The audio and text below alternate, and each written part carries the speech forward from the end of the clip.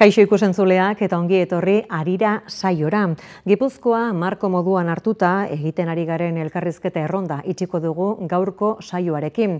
Duela 3 aste ekin genion eta Elkarrekin Podemoseko, PSeko eta EH Bilduko ordezkari bana elkarrizketatu eta gero, Eider Mendoza dugu gaur platoan, jeltzalea eta Gipuzkoako diputatu nagusia. Kaixo eta ongi etorri. Kaixo da noi. 2023-2027 agintaldia erditik aurrera doa. Orain artekoaren ze balorazio egiten duzue? Egiten dugun balorazioa ona da.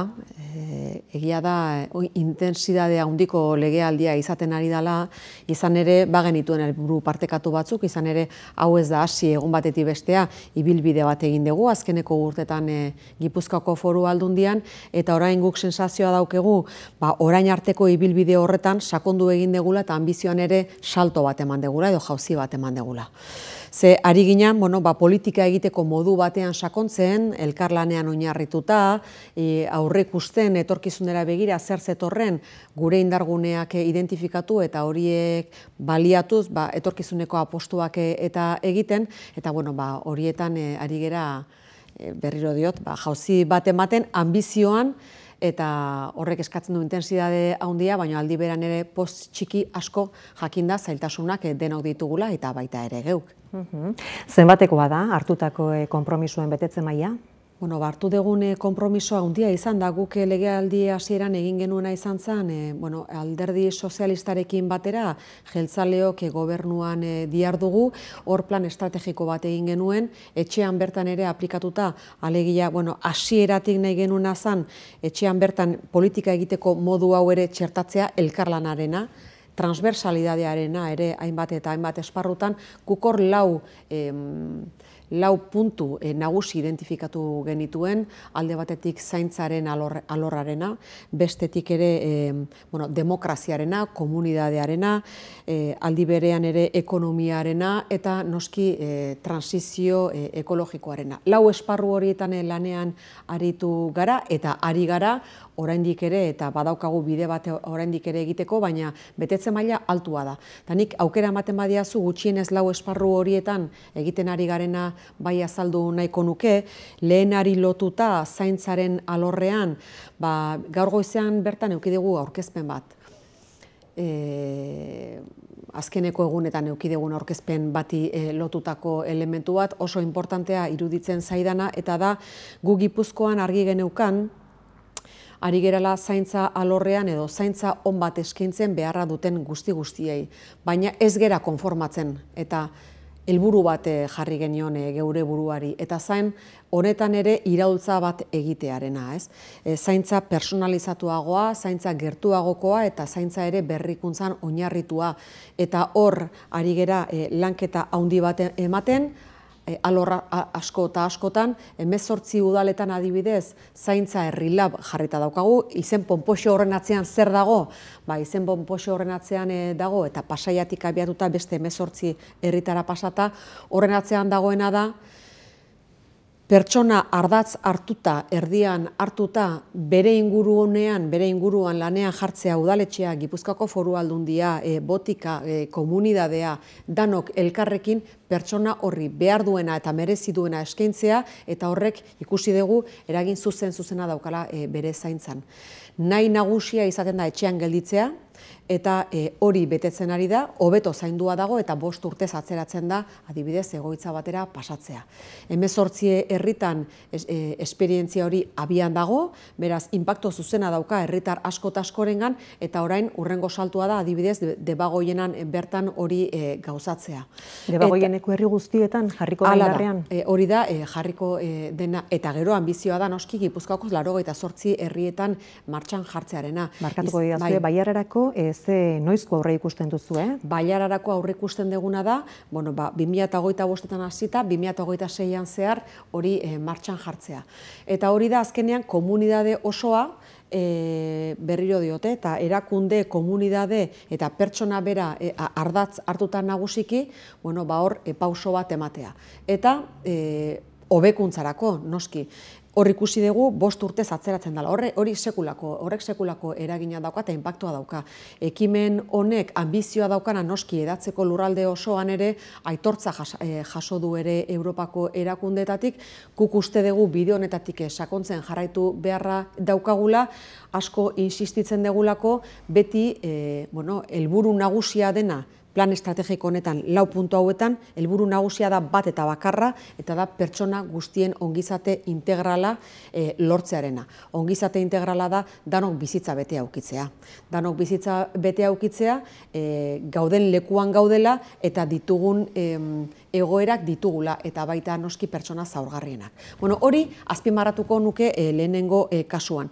Eta hori egiten ari gera etxean daudenean, baita ere egoitzan daudenean, eta hor egoitzetan transizio erabatekoa egiten ari gera, eta aldi beran ere esan gauza ez dela etxea edo egoitza, badaudela ere bestelako azpiegiturak, bestelako baliabideak etxetik egoitzara bitartean. Eta guztiek egiten dutela ekarpen bat, eta ekarpen horretan ere, eta lan horretan sakontzen ari gera. Beraz, hor ambizioa handiz ari gera lanean. Zaintzaren gaian sakontzen ari zaren ez, Eider, adinekoak zaintzeko azpiegiturak sortzeko iragarri duzuen sozietate publikoa, hori zer izango da, eta noizko aurre ikusten duzu, Horren inguruan guk berehala emango dugu honen berri, eta ez litzateke justoa izango gaur aurreratzea, baina bai azpimarratu duguna orain arte, eta horretan bai arreta jarri nahi nuke, da, ikusita zaintzaren alorrean Gipuzkoan daukagun eredua, nun erakunde publikook hirugarren sektorekoekin lan egiten dugun, hirugarren sektorea da, irabazi asmorik gabeko agenteak, horiekin elkarlanean egin dugu ibilbide oso bat, horrek eman du eredu bat propioa gurea ondo zaintzen dituena pertsonak, eta horretan sakondu nahi dugu. Sakontzak zer esan nahi du? Esan nahi duena da, gaur egun zaintzaren alorrean martxan jartzen den edozein ekimenek eskatzen duela inbertsio handi bat. Eskatzen dituela baliabide asko eta asko. Eta batzutan, hirugarren sektorekoek, irabazi asmorik gabekoek ez daukatela nahikoa baliabide horiek egiteko. Eta guk nahi deguna da, gure ekarpen finantzieroa egin, eukiditzaten halako baliabideak eta elkarrekin zerbitzu hori eman. Hirugarren sektorea, irabazi asmorik gabeko ez hitz egiten ari geranean, zer da? Dira askotan gurutze gorria edo da matia bat, edo dira bestelako fundazioak urte eta urtetako lana egiten ari direnak, erakunde publikoekin batera, eta zaintza eredu aitzindaria eskaintzen dugu Gipuzkoan, eta hortaz da tresna bat sakontzeko eredu horretan, eta aldi berean ere, arnasa eta baliabideak eskaintzeko hori egiten jarraitu dezaten etorkizunean, izan ere honek inbertsio eta baliabide asko eskatzen ditu. Orduan, zaintzaren alorrean ari gera, hor eta aitortuz geuk bakarrik jakinda zenolako erronka daukagun, ze gaur egun 55 urtetik gorakoak dira, 3 biztanletik bat. Eta aldi berean ere gure jaiotza tasa oso baxua da, eta hor daukagu garapen demografiko bat, nun gero eta pertsona gehiago diran adinekoak, eta gainera gero eta denbora gehiagoz hartatzen ditugun Gipuzkoako Foru Aldundiko zerbitzuetan. Eta hortaz, horrek eskatzen du baliabide asko, eta aldi berean ere guk daukegu oso barneratuta, oraindik ere hobeto egin ditzakegula gauzak. Jakinda, beharrak asko direla, eta oso anitzak. Orduan, zaintzaren alorrean, ari gera, gaur goizan esaten nuen, baditugu tresna oso importanteak, eta hau da, tresna horien bidez garatu nahi dugun zerbait, pertsonen duintasunaren ikuspegitik. Hortaz, zaintzan bai, gero ekonomiaren ikuspegitik ere, hor, ambizioan ere salto handi bat ematen ari gera, hain justu egin dugu, azkeneko egunotan inauguratu dugu kuantikaren zentro berri hau laburbilduta, adibidez, sailburuak aipatzen zuena zen, gaur egun garuna ez dagoela prestatuta, edo garuna ez dela gai ulertzeko nola funtzionatzen duen kuantikak. Hortaz, garuna ez balin badago horretarako prestatuta, nik ere ez daukat nahikoa abilezia hau esplikatzeko, baino bai, modu oso grafikoan eta oso sinpleki adierazi nahiko nukena da, diala gaur egun ezagutzen ditugun tresnak baino askoz ere gaitasun handiagoa daukan aparatu bada, edo daukan ordenagailu bada, superordenagailu bada, gaitasunak ikaragarri handitzen dituena eta aldi berean ere denborak ikaragarri murrizten dituenak. Azeleragailu antzeko bat, kombinatuta ordenagailu tradizionalarekin eta adimena artifizialarekin sekulako ekarpena eta sekulako saltoa eginaraziko diguna hainbat eta hainbat prozesutan. Orduan, hor ere ambizioan jauzi bat. Eta ze sektoretan? Sektoreak dira oso anitzak. Lehengo egunean ere esaten zuten, oraindik ere gaur egun ez gera gai jakiteko zenolako ekarpena egingo duen honek, baina bai zenbat esparrutan. Adibidez, zientziaren alorrean, gaur egun 100 urte beharko genituzke ditugun gailuekin hainbat kalkulu egiteko, eta honek berehala egingo du. Honek berehala egiten du. Eta horta, zientziaren alorrean, eta zientzia da ezagutza, eta da aldi berean ere, osasuna, minbiziaren kasuan adibidez, baina baita ere industriaren kasuan, enpresen kasuan, eta bar honek ekarpen handia egingo du. Eta gero, modu oso kriptikoan ere, baten batek esate zuen, gaur egun ez gera gai jakiteko honek zer suposatzen eduen, baina bai gera gai jakiteko hau ez edukitzeak zer suposatzen duen, eta da ikaragarrizko aukera bat galtzea. Hortaz, etorkizunaren etorkizuna gaur da, eta gainera gure herrian daukagu, horrelako beste bi daude, bat New Yorken eta bestea Tokion. Hortaz, geuk ere sinistu behar dugu gaitasunak ditugula, ze ez da kasualidadea hori hemen egotea, gaitasunak ditugula eta aldi berean ere honek balio behar digu jauzi asko emateko hainbat eta hainbat esparrutan. Beraz, hori berri oso on bada ekonomiaren alorrean, baina hori bezalaxe baditugu beste indargune batzuk ere gure lurraldean, ekonomiaren alorrean, aipatzen nuen hau kuantikarena, baina aldi berean ere mugikortasun jasangarriaren esparruan hor indarguneak baditugu, eta indargune horiek ere baliatu nahi ditugu, hain justu automozioaren sektoreari laguntzeko transizio betean dauden honetan. Eta horrelako azpiegiturarik adibidez ez dago Europa guztian. Nik ez dut hau handikeriaz esan nahi, inundik inora, baina askotan ere nahi izaten dut adierazi, geuk ere jabetu beharra daukagula zen nolainoko indarguneak ditugun gure lurraldean, ze balio dauzkagun, ze ahalegin kolektibo handia egin dugun, eta horiek guztiek ekartzen dute gaur egun halako inbertsioak egiteko aukera, ez? Eta automozioaren kasuan mobil izango litzateke, pixka bat egungo ekosisteman lekua bilatzen lagunduko lukeen... Lekua bilatzen baino da bidea nola egin eta nola egokitzen jakin, eta aldi berean ere, ibilbide konpartitu bat egin ere, etorkizunera begira. Mobilen kasuan, mundu mailako automozioko bateria aurreratuenak bertan ari dire adibidez probatzen. Halako azpiegiturarik berriro diot, Europan ez dago. Eta hori bezalaxe, beste batzuek ere, biozientziaren alorrean, ez, dala zientzia da ezagutza, da orain arte, osasunaren alorrean zientzia erabili da modu batea, eta orain beste modu batera egiteko gai gara, eta hori egiten ari era Gipuzkoan. Orain arte ez ginen existitzen alor honetan munduan, eta orain mapan kokatu gera. Hortaz, badaude alor batzuk identifikatu ditugunak indargune bezala, horien aldeko apostua egin dugu, eta da, etorkizuneko apostua, baina da aldi berean ere gure hurrengo belaunaldien etorkizuneko lanpostuak, lanpostu onak, lanpostu kualifikatuak, eta guk bide bat egin dugu horretan. Gaur egun Gipuzkoan lanpostuen 11,5% teknologiari lotuta dago, horiek dira lanpostu onak, etorkizuneko lanpostuak, eta bide horretatik jarraitu beharra daukagu etorkizunan ere. Aipatu dut zaintza, aipatu dut ekonomia, baina baditugu beste bi ere, gutxienez ere garatu nahi nituzkenak, transizio ekologikoari dagokionez, aipatu nahi dut adibidez Basotik Fundazioa, gure lurraldearen 72% basoa da, baldin eta basoa jakinda eremu asko eta asko esku pribatuetan daudela, eta gainera dira baso asko eta jabe askoren eskuetan, Zaila da gaur egun horiek kudeatzea, abandonora kondenatuta egon daitezke, horrek dauka eragin zuzena gure biodibertsitatean, dauka eragin zuzena ere basoek jakinda zenolako ekarpena egiten duten ingurumenaren zaintzaren inguruan, horretan ere eragina dauka, eta hortaz Basotik Fundazioaren bidez eskaintzen duguna da tresna bat laguntzeko kudeatzen, geu kudeatu, eta horrek inpaktu bat dauka ere noski alor horretan. Eta laugarrena demokraziarena. Guk legealdi hasieratik garrantzia handia eman diogu komunitateari. Komunitatea eta komunitatea definitzeko momentuan guri gustatzen zaigu esatea komunitatea dela, gutako bakoitzari babesa eskaintzen dion zerbait, kide sentitzea gustatzen zaiguna, identifikazio bat komunitate horrekin, eta aldi berean ere ekarpen bat egitea gutako bakoitza komunitate horri ez.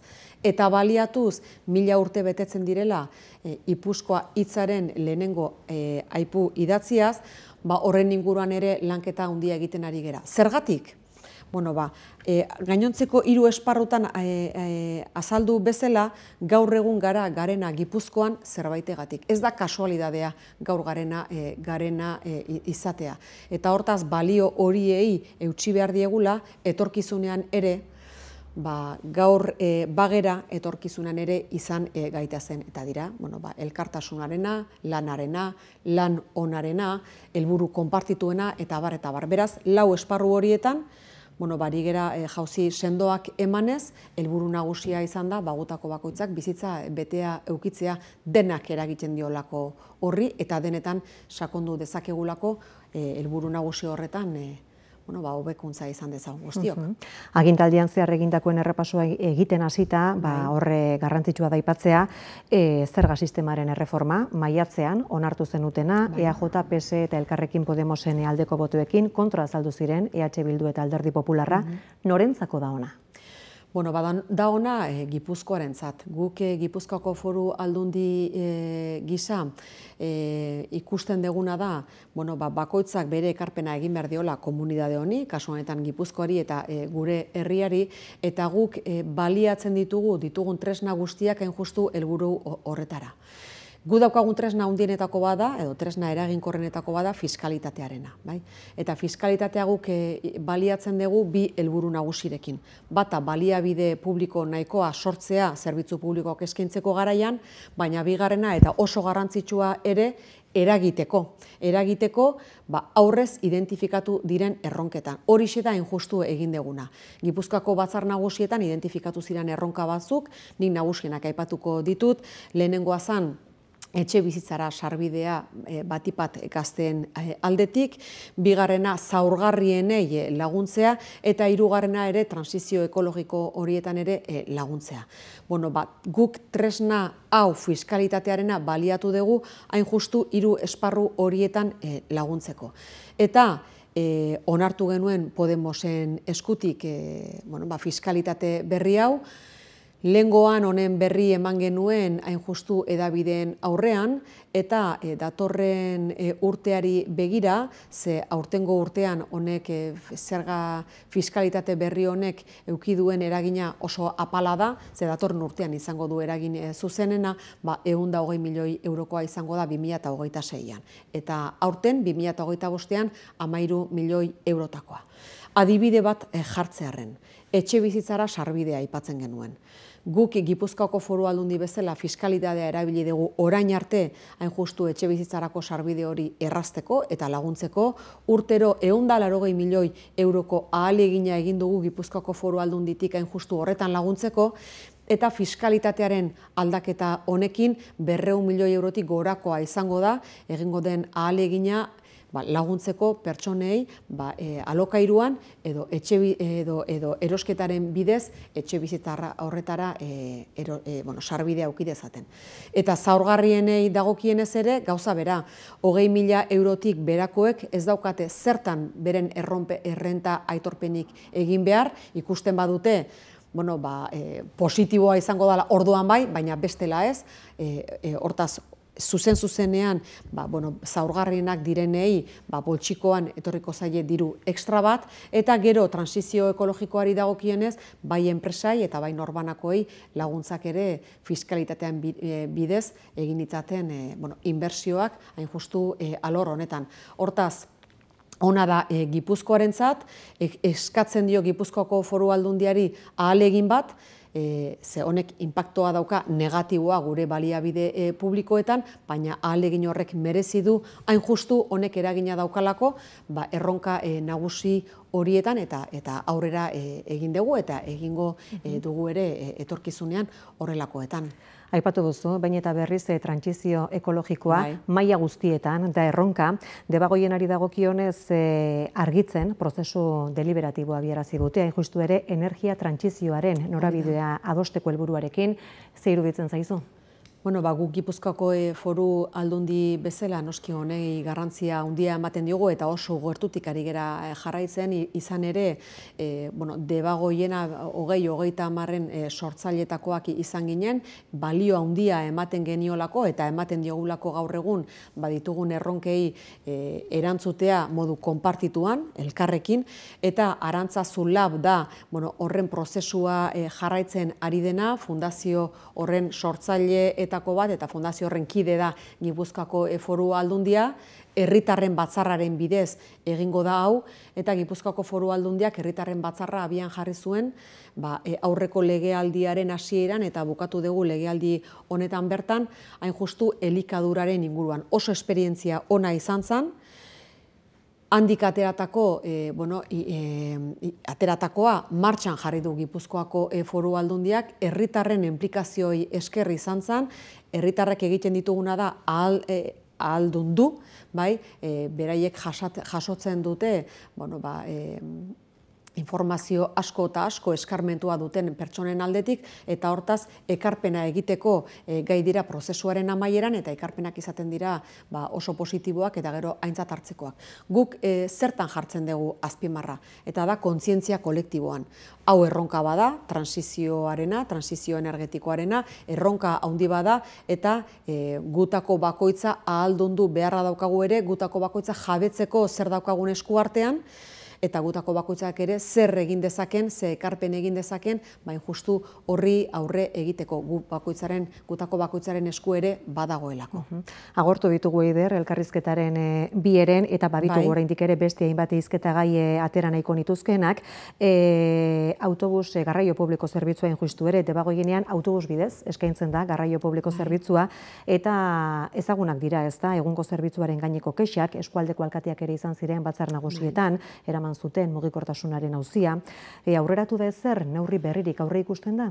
Bai, aurreratu da eta aurreratu da asko. Gipuzkoako Foru Aldundia alkatekin harremanetan egonda, hor badakizu esleitua dagola, ohikoa izaten den bezala horrek prorroga bat izan du, baina edonola ere egindako ekarpena jasota aldaketa handiak egin dira bai ibilgailuetan, bai berritzeko eta bar, eta hortaz hor eskutik egiten ari geran bide bada. Guk erronka handi bat daukagu lurralde bezala, honek ez dauka etenik, erabiltzaile kopurua lurraldean asko eta asko igo da, zorionez, eta hori da daukagun apostuetako bat.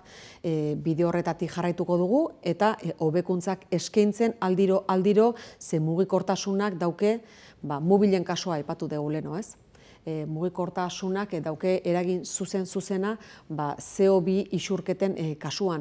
Eta hortaz, mugikortasun jasangarria garrantzia handia du, ibilgailu publikoek ekarpena handia egiten dute, eta zerbitzua hobetzen joango gera, eta horre baliabide asko eskatzen ditu. Orain aurrekontuak lantzen ari gera, aurrekoan diru bilketen berri eman genuen, eta esan genuen, igo eginda, baina hau ez da festa, behar handia daude, tartean mugikortasunarena, eta hortun apostu horiekin jarraituko dugu etorkizunean ere, konstiente geralako, hobekuntzarako tartea badaukagula, exigentea da baliabideen ikuspegitik, baina danok egingo dugu ahalegin bat. Euskararen kontrako sententziek ezinegona eta ziurgabetasuna sortu dituzte. EAJtik hizkuntza eskakizunak erreformatzeko egin duzuen proposamenak segurtasun juridiko ematea bilatzen duela adierazi duzue. Nola emango dio segurtasun hori? Beno, guk euskerari dagokionez, Gipuzkoako Foru Aldundiak beti azpimarra jartzen du elementu baten, eta da, gure hizkuntza propioa galbidean egondala, eta orain dela ez asko, eta sekulako ahalegin konpartitua egindala, hain justu arnaz berritzeko edo bizi berritzeko gure hizkuntza propioa. Eta oraindik ere erronka handiak ditugula, hain justu espazio berriak sortzen ari direlako, eta hor euskerak presentzia oso eskasa dauka, eta berriak dira adibidez adimen artifiziala, edo dira YouTube eta edo gure gazteek konsumitzen dituzten edukiak oso presentzia txikia dauka. Hortaz, erronkak hain handiak diren momentu batean, hainbesteko ahalegina egin ondoren, ez da momentua atzera egiteko inondik inora. Guk helburu horri eusten diogu, eta jakinda zailtasunak daudela, eta batzu juridikoak eta horrek suposatzen duenakin, bestelako bide batzuk ari gera lantzen, baina helburua hori izan dadin. Gipuzkoako Foru Aldundian euskeraz eta euskeratik lan egitea eta zerbitzu publikoa euskeraz eskaintzea. Hori egiten dugun bitartean, jakinda honek zer nolako buruhausteak sortzen dizkigun, helburu horri eutsiz, gu Gipuzkoako Foru Aldundian departamentu bakoitza bere plangintza propioa egiten ari da, hain justu, Gipuzkoako Foru Aldundiak eutsi diezaion ere bere izaera hori, ez? Euskeraz eta euskeratik lan egitearena. Zailtasunak ditugu eta ditugu handiak, baina helburuari ez diogu inondik inora muzin egingo, eta gainera hala behar du izan. Guk apostu horri eutsiko diogu. Euskara izan da injustu ere, azken aldian jeltzaleen eta sozialisten arteko harremanean nolabaiteko arrakala sortu duena, bi alderdiak elkarrekin zaudete Foru Gobernuan, zer moduzkoa da harremana uneotan, eta nola ari da eragiten hau guztia elurraldiaren kudeaketan? Gure harremana ona daukagu, eta gainera gugera bi alderdi politiko ideologia oso desberdinak ditugunak, baina edonola ere jakinda Gipuzkoan zenolako erronkak ditugun, pentsatu degula elkarrekin erronka horiei modu konpartituan erantzungo diegula. Eta hortaz ni sinisten dut lankidetza horretan, eta harremanak zaintzen ditut, zaindu ditut eta zainduko ditut etorkizunean ere. Desberdintasuna daude? Noski. Hasieratik leheno ere bazauden. Baina badaukagu nahikoa talentu desberdintasun horiek alde batera utzita elkarrekin bide bat egiteko. Eta alor honetan ere egingo dugu gainontzeko alorretan egiten den bezalaxe. Zailtasunak ere gaindituz ezer ez delako erreza herri honetan, zailtasunak handiak ditugulako esparru askotan, baina zailtasun horiek gainditzeko gaude eta nago ni arduradun bezalaxe. Hortaz, bide horri eutsiko diogu, eta beida lehengoan ere galdetzen ziaten honen inguruan eta tirabiren inguruan eta esaten hon, familietan ere gertatzen direla horrelakoak, ez? Zenbat tirabida eukitzen ditugun etxeetan, baina proiektu amankomun badaukagu, eta proiektu amankomuna daukagun heinean, merezi izaten du tirabira horiek gainditzeko saiakera egin, eta eutsi soka horri eta aurrera egitea. Hemen familia baten bezala, erakundean bertan herritarren mesedetan lan egiten ari geralako, maite dugulako herri hau eta maite dugunez, egiten ditugu behar diren ahaleginak eta gehiago. Esan duzu, bati duzuela datorren urteko aurrekontuen lanketan ere, zeri erantzun beharko diete, zeintzu izango dira 2026ko erronka nagusiak? Erronkak dira handiak, eta aurrekoan ere batzar nagusietan honen inguruan berri ematen nuenean, esaten nuen, gure diru bilketa zorionez ona da eta ez da kasualidade bat, hau ere ez. Izan ere, datu batzuk eman dituen eta gaur ere eman nahi nituzke, zen munduan ziurgabetasunak hain dira handiak, behar izaten degula ere geure buruan konfiantza. Gure Gipuzkoako enpresen salmenta 2,3an igo da. Eta gainera azkeneko hilabetean hobetzen ari gera posizioak 2,1-etik 2,3ra igo geralako udapartean. Hori datu ona da. Ziurgabetasun egoera honetan, enpresak orokorrean ondo daude eta ondo ari dira saltzen. Langabezia tasa 4,1koa daukagu Gipuzkoan, eta aldi berean soldaten igoera bataz beste 4,1koa izan da lehenengo hilabetetan, eta KPI-aren egoera 2,9koa, beraz soldatak KPI-aren gainetik igo dira. Ekonomia ondo ari da konportatzen, orokorrean berriro diote, badaudelako gaizki pasatzen ari diran bai enpresak eta baita familiak ere. Horrek ahalbidetzen du diru bilketa ona izatea. Parametro guztietan ona izaten ari da. Horrek ematen dugu konfiantza, eta esaten dugu, konfiantza izan dezagun, sinestu dezagun geure buruan, munduan gertatzen ari denarekin, eta oso gertu, gai gera aurrera egiteko zailtasunak gaindituz. Eta aldi berean zuhurtzia, gu erea ez dalako irla bat, orduan etxea ondo zaindu beharra daukagu, eta aldi berean zerbitzu publiko onak eskaini eta etorkizuneko apostuak egin. Eta horixe da, eta horretan laburbilduko nuke etorkizunean edo datorren urtean zer egin behar dugun. Aldi berean esaten nien, igo da dirubilketa 5%tik gora, aurrekontuak ere buelta horretan egongo dira. Baina erne, hau ez da festa, hemen behar handiak daude, inbertsioa handiak egin beharra ditugu, besteak beste zaintzaren alorrean merezi duelako, pertsonek merezi dutelako inbertsio hori, mugikortasunaren alorrean ere hor aldaketa handiak egiten ari geralako konportamenduaren aldetik, erabiltzaileen ikuspegitik, baina bestelako erronka batzuk ere baditugu, behar ditugu aparkaleku disuasorioak, behar dugu garraioa izatea oso lehiakorra, ibilgailua utzi dezagun, eta baditugu bestelako erronkak ere, eta horretarako balioko dute aurrekontuak. Eta aurrekontuak egingo ditugu modu konpartituan herriak behar duen bezalaxe. Eta hori izango da nere gonbitea. Oposizioko alderdi baten babesa gutxienez beharko duzu, horiek aurrera atera izateko. Ikusten duzu aukerarik akordiora ailegatzeko Gipuzkoako batzar nagusietan eserleku gehien dituen EH Bildurekin? Bueno, guk Gipuzkoako foru aldunditik beti esaten duguna da, horrelako jardun bat beti egiten dela konfiantzan, esaten dugu. Gu gaude hemen herritarren mesedetan lan egiteko, merezi du hau egiteak. Eta guk aurrekontu hauek baliatu nahi ditugu noski erronka hori erantzuteko, eta esaten dugu hau ezin dugu bakarrik egin. Ez bakarrik ez daukagulako nahikoa baliabide, baizik eta edo nahikoa botu, baizik eta herritarrei ere mezua pasa nahi diegulako. Eta dala, elkarrekin lan egiteko moduan gaudela, herritarren alde. Eta hortaz, guk jarrera baikorra daukagunez, bestela zailtasunak nekez aurrez hartu daitezke, gure borondatea litzateke denekin adostasunetara iristea. Ni badakit hori oso zaila dela, badakit hori oso zaila dela, baina danakin saiatuko gera. Posible izan da Alderdi Popularrarekin legealdi honetan, Podemosekin ere gai izan gera reforma fiskala onartzeko, eta EH Bilduri egiten diogu gonbitea ere 10 aldiz ezezkoa eman digute, ea 11. posible dan. Horrek eskatuko digu guri ahalegin bat alderdi politiko guztiekin adostasunetara iristeko, baina baita ere alderdi politikoei ze borondatea benetakoa behar du egon honen atzean, negoziaketa honen atzean. Hortaz, gure jarrera izango da noski eraikitzailea, eta gonbite bera egiten diet alderdi politiko guztiei, oposizioko alderdiei. Gu Gipuzkoan, udara partean, Tolosan, Euskal Herria plazan sokadantza irudikatu genuen. Eta irudikatu nahi izan genuen justu herritarren aurrean apal, elkarrekin lan egiteko moduan gaudela, berdintasunean oinarrituta. Eta horrek ezin du irudi batean bakarrik gelditu. Honek behar du izan gure jarduteko modu bat. Eta hortaz, nik uste dut, ikusita munduan segertatzen nahi da, berriro diot, ekarpen handia egingo geniekela herritarrei eta baita politika egiteko moduari baldin eta gai izango bagina, gure desberdintasunak alde batera utzi, eta amankomun diran erronka horietan, bidea elkarrekin egiteko gai izango bagina. Horixe izango da nire apostua eta nire taldearen apostua nahi duenarekin. Baider Mendoza, eskertuta dago, bisita. Eskerrik asko zeuei gaurkoan aukera emateagatik. Hurrengo batera arte.